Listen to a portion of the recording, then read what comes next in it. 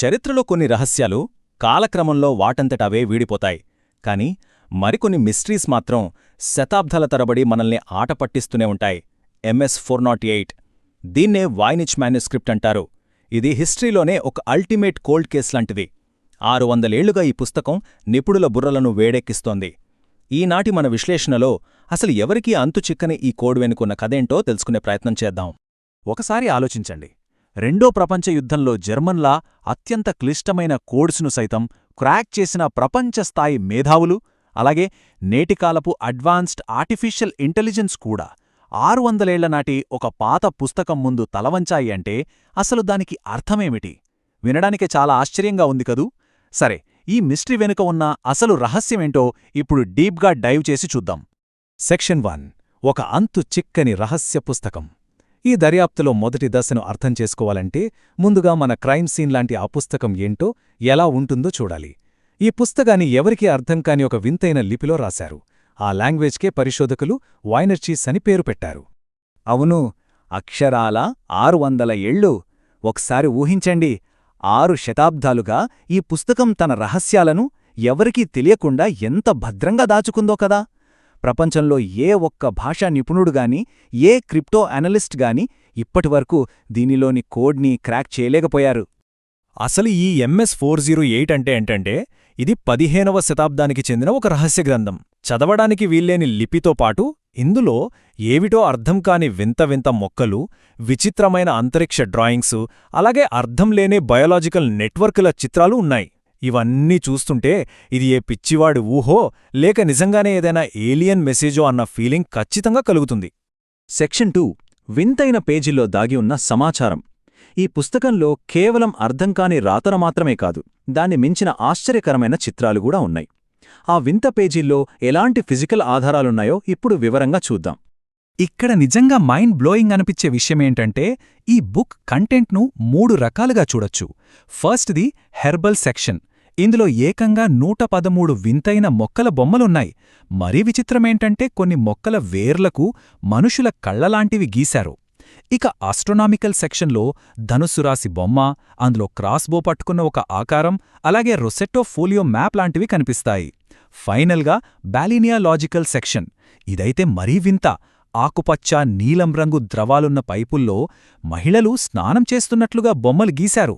ఈ పైపులన్నీ అచ్చం మనిషి శరీరంలోని బయలాజికల్ సిస్టమ్ను పోలి ఉండటం నిజంగా క్రేజీ కదూ! ఇక వర్డ్ కౌంట్ విషయానికి వస్తే ఈ అంతుచిక్కన పుస్తకంలో ఏకంగా 35,000 నుంచి 38,000 పదాలున్నాయి. దీన్ని బట్టే అర్థం చేసుకోవచ్చు ఈ బ్రేక్ చేయలేని కోడ్ సైజ్ ఎంత పెద్దదో. ఎవరైనా సరే ఊరికే టైంపాస్ కోసం ఇన్ని వేల పదాలు, అది అర్థంలేని రాతలు కూర్చొని రాస్తారా? ఖచ్చితంగా రాయలేరు గదా! అసలు స్టాటిస్టికల్ అనాలిసిస్ ఏం చెబుతోందో తెలుసా? ఈ వాయ్నిచీస్ భాష ఒక 20 నుంచి 25 రకాల వేర్వేరు గ్లిఫ్స్ అంటే గుర్తులతో తయారైంది.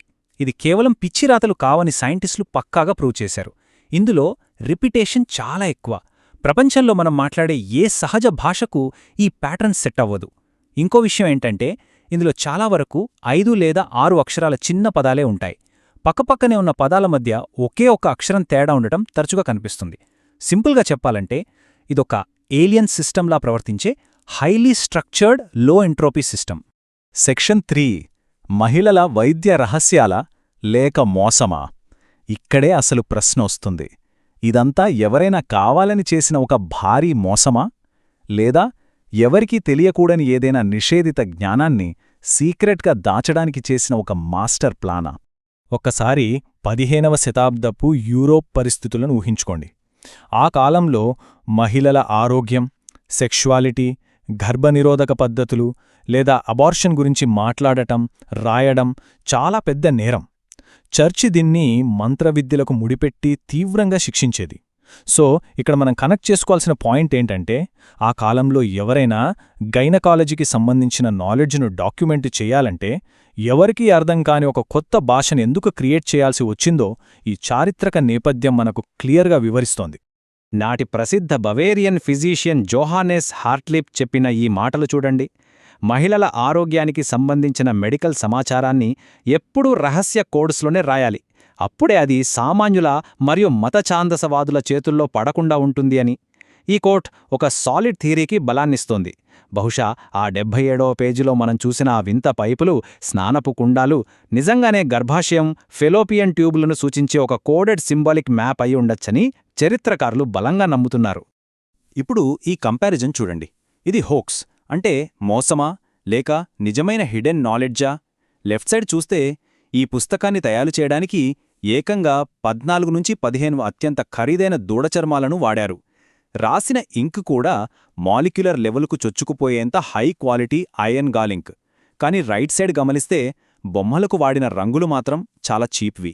చౌకైన azurite blue, copper based green colours మాత్రమే వాడారు.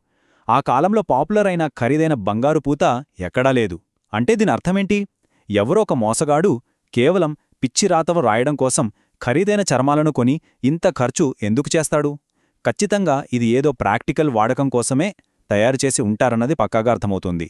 సెక్షన్ 4 చరిత్రలో ఈ పుస్తకం ప్రయాణం. అసలీ అద్భుతమైన మాన్యుస్క్రిప్ట్ ఎవరి చేతులు మారుతూ ఇన్ని శతాబ్దాలుగా ప్రయాణించిందో ఇప్పుడు ట్రాక్ చేద్దాం. ఈ పుస్తకం ప్రయాణాన్ని ఒకసారి టైమ్లైన్లో చూద్దాం. 1404, 1438 మధ్యలో ఇటాలియన్ రెనైజాన్స్ ప్రారంభ దశలో దీన్ని సృష్టించారు. ఆ తర్వాత 17th సెంచరీలో పవిత్ర రోమన్ సామ్రాట్ రెండో రుడాల్ఫ్ దీన్ని ఏకంగా 600 బంగారు నాణాలిచ్చి కొన్నాడు. ఆ తర్వాత ఎన్నో ఏళ్లకు అంటే 1912లో విల్ఫ్రెడ్ వైనిచ్ అనే బుక్ డీలర్ రోమ్ దగ్గర్లోని విల్లా మాండ్రాగోన్లో దీన్ని మళ్లీ కనుక్కున్నాడు. ఫైనల్గా 1969 నుంచి ఇది యేల్ యూనివర్సిటీలోని బైనిక్ లైబ్రరీలో అత్యంత సురక్షితంగా భద్రపరచబడింది. ఈ పుస్తకం చుట్టూ ఉన్న చారిత్రక వ్యక్తుల కథలైతే ఒక హాలీవుడ్ థ్రిల్లర్కు ఏమాత్రం తీసిపోవు. ఫస్ట్ దీన్ని 13వ శతాబ్దపు తత్వవేత్త రోజర్ బేకన్ రాశాడని అనుకున్నారు. ఆ తర్వాత జాన్ డి అనే ఇంగ్లీష్ ఆస్ట్రాలజర్ ద్వారా ఇది రుడాల్ఫ్కు చేరిందని నమ్ముతారు. ఇతని గురించి ఒక ఫన్ ఫ్యాక్ట్ ఏంటంటే ఇతను ఒక స్పై. ఇతని కోడ్ నేమ్ 007. వినడానికి జేమ్స్ బాండ్లా ఉంది కదూ. ఇక పేజ్ 1లో అల్ట్రావైలెట్ లైట్ వేసి చూస్తే డాక్టర్ జాకోబస్ పేరు చెరిపేసి ఉన్నట్లు బయటపడింది. ఆ తర్వాత ఈ పుస్తకం పేజీల మధ్య దొరికిన 1665 నాటి లెటర్ రాసింది జోహాన్నెస్ మార్కస్ మార్సి. ఇలా ఒకదానికొకటి లింకున్న ఎందరో సస్పెక్ట్స్ ఈ మిస్టరీలో భాగమయ్యారు. సెక్షన్ 5 సైన్స్ మరియు ఏఐ పరిశోధనలు. ఇదంతా ఒకే ఎత్తైతే ఇప్పుడు మనం మోడర్న్ ఎరాలోకి వచ్చేద్దాం. 21వ శతాబ్దపు సైన్స్, టెక్నాలజీ ఈ కోడ్ను ఛేదించడానికి ఎలాంటి ప్రయత్నాలు చేశాయో విశ్లేషిద్దాం. మోడర్న్ ఫోరెన్సిక్ డేటా ఏం చెప్తోందంటే మనుషులు రాసిన చరిత్రలో అబద్ధాలుండొచ్చు కానీ సైన్స్ ఎప్పుడూ అబద్ధం చెప్పదు.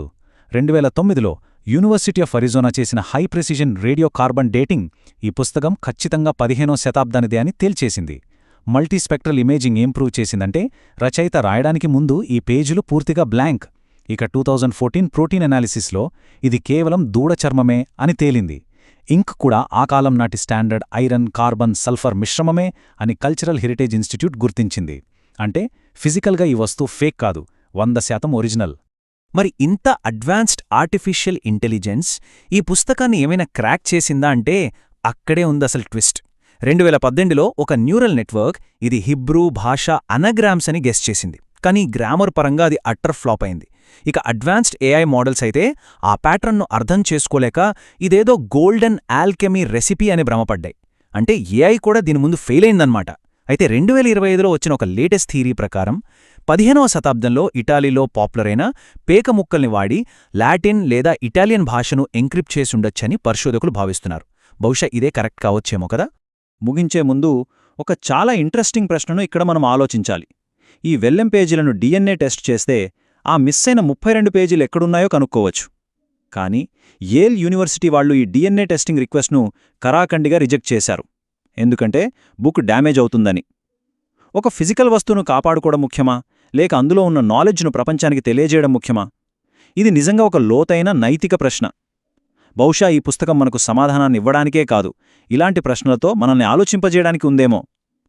ఏది ఏమైనా ఎప్పటికైనా ఈ అంతుచిక్కని వాణిజ్య రహస్యం వీడుతుందా అన్నది కాలమే నిర్ణయించాలి. ఈనాటి మన ఈ విశ్లేషణను ఇంతటితో ముగిద్దాం. వీడియో చివరి వరకు చూసినందుకు ధన్యవాదాలు. దయచేసి లైక్ చేసి ఛానల్కు సబ్స్క్రైబ్ చేసుకోండి. మీ మద్దతు ఎల్లప్పుడూ కావాలి.